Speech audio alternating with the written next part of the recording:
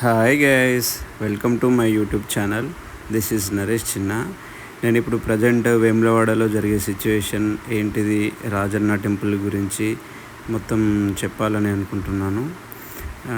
Present మనం వేములవాడకు entry కాగానే ఇక్కడ శివగంగా టిఫిన్స్ నుంచి చూస్తే అక్కడ శ్రీనివాస రూమ్స్ 500 రూపీస్ అని కనిపిస్తుంది కదండి.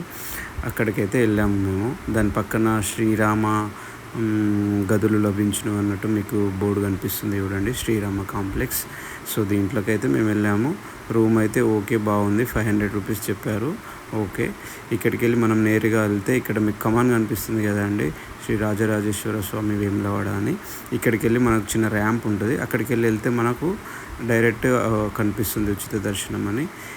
ఇది ఏంటిదంటే ప్రచార రథం శ్రీ స్వామివారి దర్శనానికి దారి అన్నట్టుంది కదండి. ఇటు నుంచి వెళ్తే మనకి ఏంటంటే ప్రధానంగా మెయిన్ ఆలయంలో, ఇంతకుముందు ఉన్నటువంటి మెయిన్ ఆలయంలో మనకు దర్శనం ఏ విధంగా ఉంటుందో అది ఇప్పుడు ఈ విధంగా ఇది ప్రచార రథం అండి. ఈ ప్రచార రథంలో ఏంటంటే ప్రధానంగా మెయిన్ ఆలయంలో ఎలాంటి సేవలు జరుగుతాయో అలాంటి సేవలుగా ఈ ప్రచార రథంలో మనకు అందిస్తున్నారు. పక్కనే డిస్ప్లే కూడా పెట్టారు.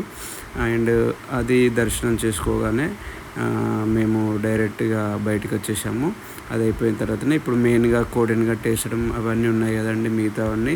ఆ మిగతావన్నీ మనకు ఇట్లా బయటికి రాగానే చిన్న గ్రౌండ్ లాగా ఒకటి ఉంటుంది పార్కింగ్ కోసం అని.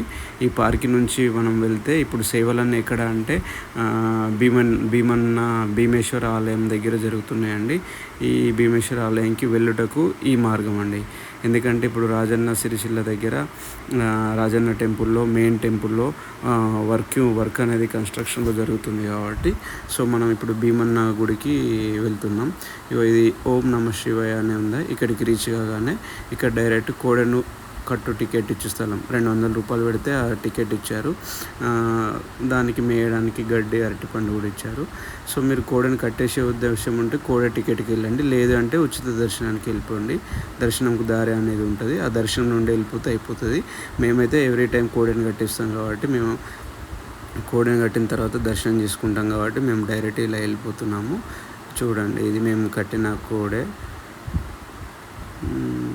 సేమ్ మనం ప్రధానంగా ఇంతకుముందు రాజన్న ఆలయంలో ఎలా నిర్వహించారో కోడెని కట్టే పద్ధతి సేమ్ అవన్నీ ఇక్కడికి షిఫ్ట్ చేశారు. భీమన్న గుడికి, భీమేశ్వర ఆలయానికి షిఫ్ట్ చేశారు. సో ఇక మేము ఇక్కడ కోడెని కట్టడానికి వెళ్తున్నాము ఆల్రెడీ. మీకు ఒకవేళ కోడెను కట్టే ఉద్దేశం లేకపోతే డైరెక్ట్ దర్శనంకి క్యూ లైన్కి వెళ్ళిపోవచ్చు. ఒకవేళ కోడెను కట్టి దర్శనానికి వెళ్ళే ఉద్దేశం ఉంటే గిట్ట ఫస్ట్ కోడె టికెట్ లైన్కి వెళ్ళండి. ఆ కోడె టికెట్ లైన్కి అయిపోయిన తర్వాత కూడా కోడెను కట్టిన భక్తులకు దర్శనంకి వెళ్ళేటకు దారి అనేది మనకు బోర్డు కనిపిస్తుంది.